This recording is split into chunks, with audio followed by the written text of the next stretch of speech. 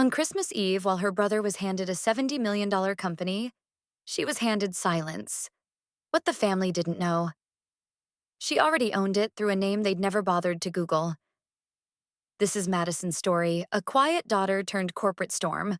Watch till the end. And tell us, what would you have done if your own family erased you like this? Christmas is supposed to be warm, comforting, familiar. Ours was a polished battlefield, and I was already a ghost in the room. The dining room glittered with perfection, baccarat crystal antique china gold-edged name cards. My name was there too, between Chloe's and a sterling silver knife. Fitting. They always knew where to place me, close enough to photograph, far enough to cut. Outside the windows, Lake Washington stretched still and black under a sky dusting fresh snow. The Christmas lights blinked against the glass like they were trying too hard. Like all of us. Inside, every smile was curated, every laugh timed. Diane poured vintage Bordeaux as if we were still a united front. Her hands shook slightly. She didn't speak unless someone spoke to her. That someone was never me. Brandon was mid-monologue, spinning some half-baked plan about launching CarterTech's first AI-driven smartwear line, complete with a buzzword salad that made my molars itch.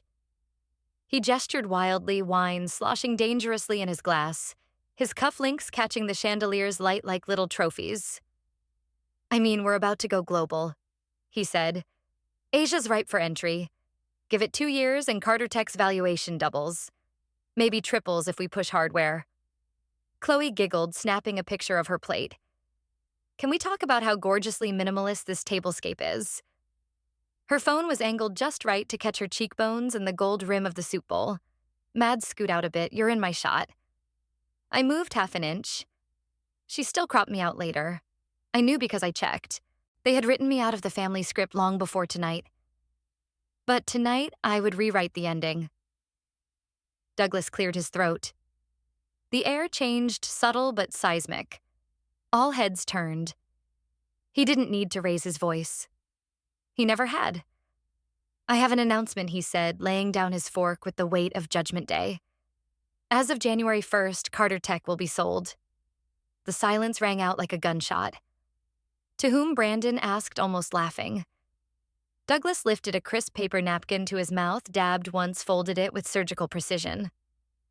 A venture firm. Orion Ventures. $70 million. Full acquisition. Brandon's laugh died mid-breath. That's a joke, right? No. You promised the company, I promised the company would survive. Chloe's jaw dropped theatrically. Her phone was already pointed toward herself. Guys, she whispered into it. Major family betrayal just happened. Stay tuned. I could feel it, the weight of 33 years of being edited out. Birthday parties missed. Ideas dismissed. Eyes that never met mine in the boardroom or at breakfast. Even the year I got into Stanford, the biggest reaction I got was a distracted, "That's nice, honey," from Dad as he typed an email. Brandon slammed his palm on the table. 70 million? That's nothing. We're worth double that, triple if we IPO next quarter. Who even are these people? I vetted them. Douglas said. No, you didn't. And you didn't think to tell us before tonight. Brandon was shouting now, his voice cracking around the word us. Diane looked down at her plate.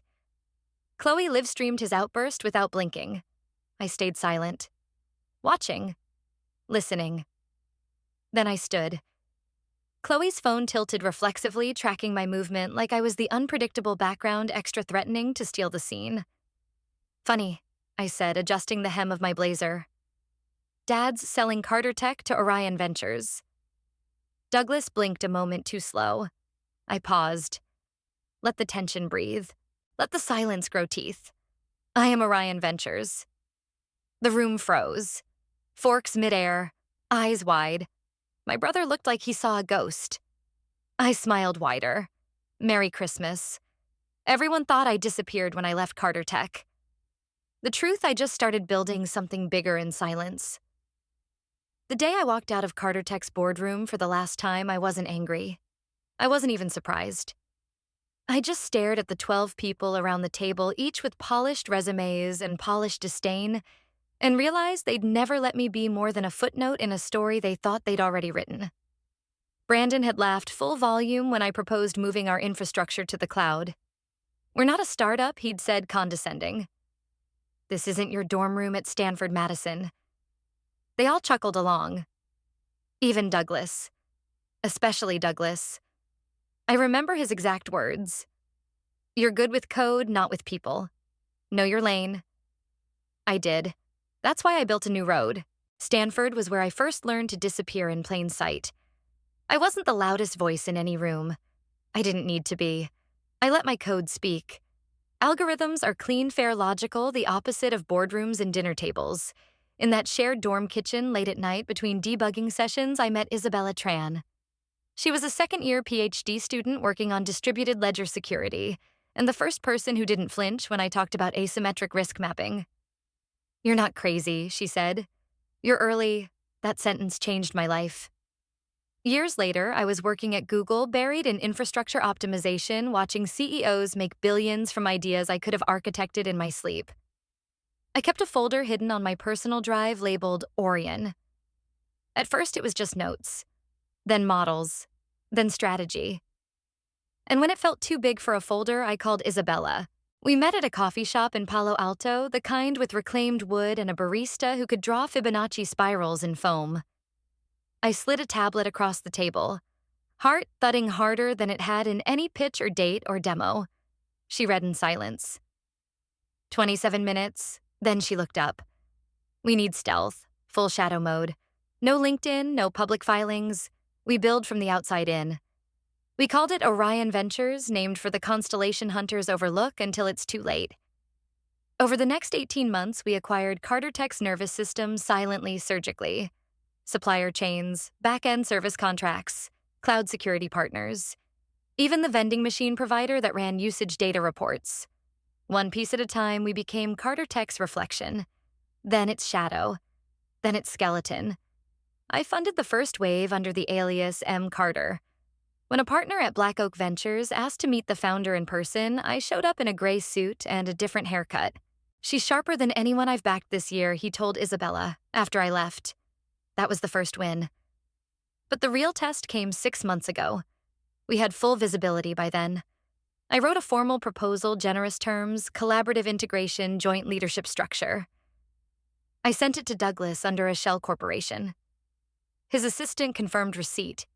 He never replied. Didn't even open the second page. I gave him a chance. I whispered to Isabella, replaying the silence that followed. He could have partnered with me. Instead, he's going to be replaced. She grinned, all edges and certainty. "Ready for phase 2. Madison replied, "Phase 2 starts at dinner. Tonight. You don't just take down a legacy with emotion. You take it down with leverage and legal paperwork." Brandon was still shouting when I sat back down, his voice bouncing off the vaulted ceilings of the dining hall like a tantrum trapped in a cathedral. Chloe had switched to crying or performing grief. It was hard to tell the difference. Diane reached for a wine glass with trembling fingers, and Douglas looked at me like I was a stranger who'd broken into his house wearing his daughter's face. "I'm sorry," he said finally. "This is a joke. It has to be." I reached into my bag and pulled out a tablet. I tapped once, and the screen came alive with a cascade of digital contracts, corporate charts, and video thumbnails. Let me walk you through the punchline. Behind me, Isabella stood silently, her arms crossed, expression unreadable. She didn't need to speak. She was the structure. I was the storm. I projected the ownership chain onto the dining room's built-in screen, the kind Douglas had installed for stock market mornings. Orion Ventures has been quietly acquiring strategic assets in CarterTech's ecosystem for the past 18 months. Logistics cloud providers, international licensing. Your company is hollowed out from the inside. You've been operating on borrowed limbs. Douglas stood up. "You think this is how business is done, by trickery? By hiding behind shell companies? No, this is how business is saved." I swiped again. "You refused a legitimate offer. You failed to evolve." "I didn't come for revenge, Dad. I came for survival." Brandon slammed a hand on the table. "You have nothing. You're bluffing." I turned toward him, tapping into a secured folder. "Really? Then maybe you'd like to explain this." Footage filled the screen. Brandon in a Las Vegas suite, champagne in one hand, a woman in the other. A voiceover from hotel security timestamped the footage. The next slide showed wire transfers totaling $450,000 paid to consultants with no listed services rendered. The names matched the women in the video. Brandon's jaw dropped. How did you? I read the footnotes in the audits, I said. Something you never bothered to do? Chloe gasped. This is invasive. This is harassment. I'm calling my lawyer. Please do, I replied, pulling up a screenshot from her Instagram stories. Because the FTC already flagged this sponsored post for undisclosed compensation. That's 3 violations in a fiscal quarter. You could face fines or worse. Her face fell. Tears stopped midstream. The camera she'd forgotten was still running. Douglas pointed a shaking finger. You're humiliating your own family. No, I said calmly. You did that. When you let your son gamble with company money. When you let your daughter monetize a product she didn't understand. When you dismiss the one person who could actually lead. I looked directly at him. I offered you a lifeline, Dad. You threw it away. Now I'm not here to negotiate. I'm here to clean up. Isabella stepped forward and handed over a folder thick with legal documents. These outline the transition. As of now, CarterTech is a wholly owned subsidiary of Orion Ventures. We request your voluntary cooperation to ease the process. Alternatively, we have letters ready for SEC, FTC, and federal authorities. Douglas sat down heavily, his hand missing the armrest on the first try. For a moment, I thought he might yell. Instead, he sagged under the weight of his own irrelevance. I stood. Merry Christmas. I walked out of the room, leaving behind the chaos I no longer had to carry. As I reached the foyer, my phone buzzed. Board has approved you as interim CEO. Effective immediately. Empires don't burn overnight. They smolder under the weight of denial, ego, and silence. The lake outside was still. A glass sheet of frost caught the morning sun and threw it back at the windows like a silent accusation. Inside the Carter estate, the storm had already come and gone, and all that remained were the ashes. I stood in the study my father once forbade me to enter sunlight, painting a gold line across the oak desk where he used to sign things with authority. Today, he didn't even look at the chair. He leaned against the window, back-turned jaw rigid. You're not answering my calls, I said. You've sent lawyers. That's answer enough. I didn't blink. I'm offering you the honorary title of chairman. No voting rights, no operational control.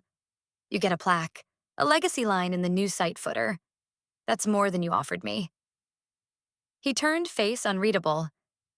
You could have talked to me. I did. When I sent the acquisition proposal, you deleted it. That was from someone named M. Carter. I nodded, which is exactly why I sent it that way. His hands curled into fists. You're tearing this family apart. I stepped forward. No, I'm just cleaning up the mess you all ignored.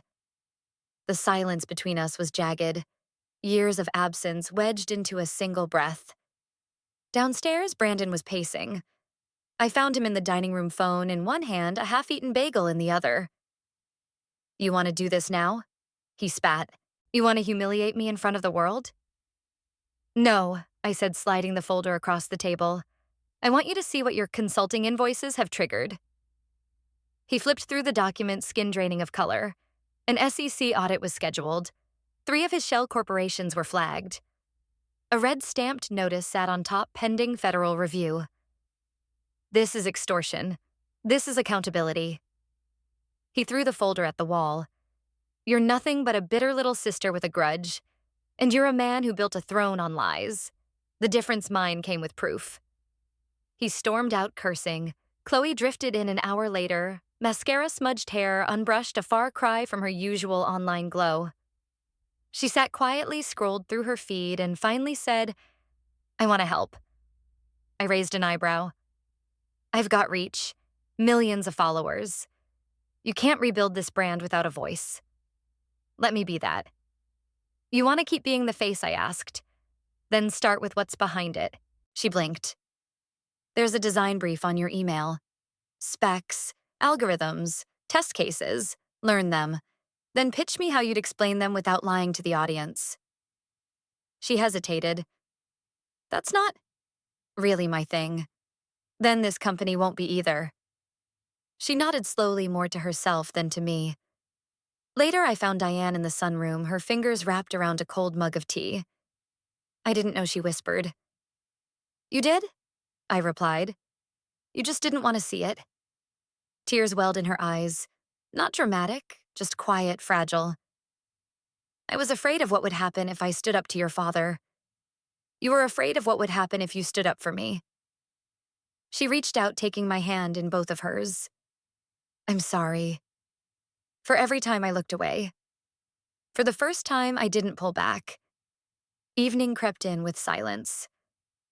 I returned to the office, heart steady, mind sharper than it had ever been. A knock echoed through the hall. A man I hadn't seen in years stood at the door. Trevor, once a junior engineer at CarterTech until Brandon forced him out over a failed pitch that was actually Brandon's idea. He looked older, leaner, but his eyes held something new: hope. I heard she's the new boss, he said. I want in. I stepped aside. You're hired. Alone again, I opened my laptop. Dozens of emails poured in, investors, staff, journalists. But one stood out. Welcome, CEO Carter. Let's rebuild. The girl who once sold detox tea for likes now pitches growth strategy to a room of executives. If someone had told me 6 months ago that Chloe would be standing in front of a digital dashboard explaining CTR metrics, I'd have laughed. But here we were, the Carter Orion headquarters South Conference Room, full glass walls reflecting a different kind of tension than the estate ever held. This was pressure that came from stakes, not pride. Chloe clicked to the next slide with a surprisingly steady hand. The screen behind her lit up with side-by-side charts, pre-acquisition brand sentiment versus projected public response to our next move. Our audience has shifted. She said, voice tight but deliberate. They don't want to be sold success. They want to see struggle, transformation. We can own that narrative. The campaign is called Founders to Futures. I leaned back, arms crossed. And what exactly are we founding? A legacy rebuilt, she said, with real faces, not polished PR. The room was quiet for a moment. Isabella arched an eyebrow from her end of the table. The marketing director, a Stanford MBA who once dismissed Chloe as brand glitter, glanced at the campaign deck again, visibly recalculating. Chloe stepped aside, letting the numbers speak for her: engagement predictions, influencer cross-collaborations, retention strategy. The dashboard behind her pulsed with life, not filters. I tested her. What's your projected ROI for Q2 if the rollout fails in under 25 demos? She didn't flinch. We lose about 8.2% engagement. But if we tie the podcast into our enterprise PR strategy, we gain net sentiment above baseline. Risk is minimal if we reframe the failures as part of the founder story. A few weeks ago, she wouldn't have known what a founder story was. The room shifted. Later that afternoon, I watched from the booth as Chloe sat in the podcast studio, headphones. In place, microphone blinking red. The glass separated us, but for the first time in years, it felt like we were in the same space. She cleared her throat and pressed record. I used to sell products I didn't understand. Detox teas, face masks, startup apps that paid for promotion but didn't work. I thought clicks were currency. But now I sell stories that matter because I finally understand the cost of pretending. There was no filter on her voice, no auto-tuned smile, just raw clarity. Isabella joined me, arms crossed. She's better than I expected. You mean you were wrong? I said. I prefer to call it pleasantly surprised, she replied. We walked out of the booth in silence, letting the audio echo behind us.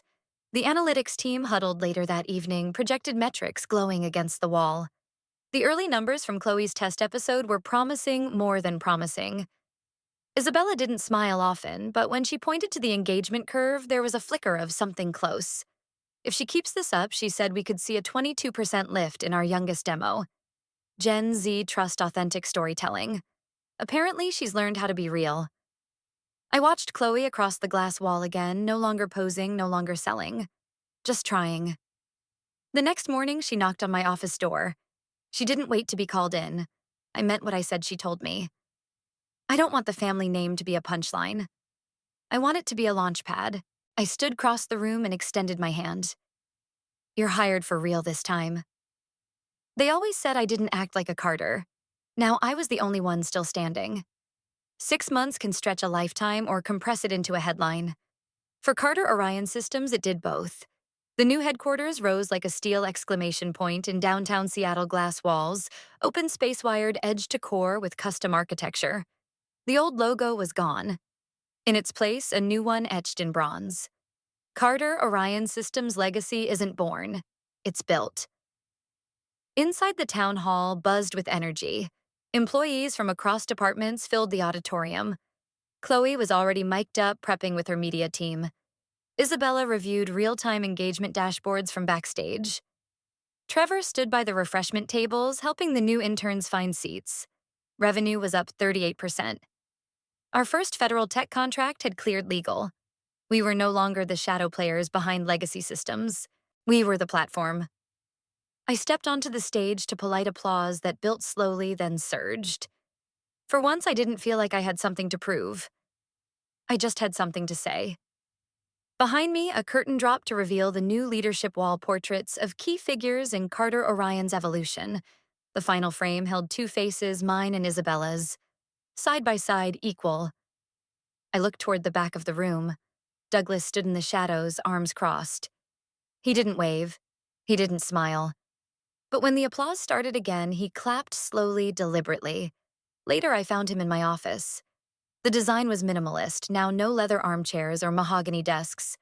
Just a modular setup, a server sculpture on the wall, and a reading chair facing the window. You've changed everything, he said. No. I revealed what needed to change. He took a deep breath.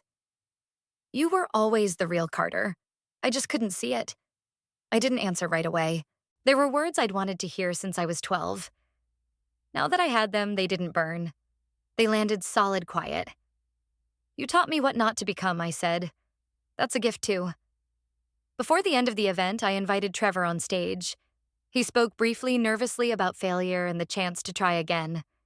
When he finished, people stood. He didn't expect that. Chloe followed. Dressed in muted tones, she walked to the podium, cleared her throat, and presented the Digital Ethics for Founders Initiative, a program rooted in transparency, accountability, and content literacy. She rapped with, "We're not just fixing tech. We're fixing how we talk about it." The standing ovation was louder than mine. As the crowd dispersed, Diane found me by the exit. She handed me a small envelope, the scholarship paperwork for our new STEM fund. I didn't do enough before she said, "But I want to help girls find their voice sooner than you had to." You just did, I told her. I was halfway to the car when a voice stopped me. "Excuse me, Ms. Carter." A young woman, maybe 19, maybe 20, held out her badge. "I just started here. Junior dev team. Your story, it made me apply. I want to build something too." I looked at her bright eyes, trembling hands full of beginnings. "Then let's build," I said. "Just make sure your code's cleaner than mine used to be." We both laughed. And for the first time in years, it didn't sound like armor. It just sounded like home. The Carter legacy didn't end in fire or fury, it ended in transformation. What was once built on silence and favoritism now stood on truth, effort, and second chances. Justice didn't come with vengeance, but with clarity and the quiet conviction that no lie can outrun the truth forever. Like the final chord of a long-forgotten melody, justice may arrive late, but it resonates powerfully once it's heard. And sometimes rebuilding is the boldest form of revenge.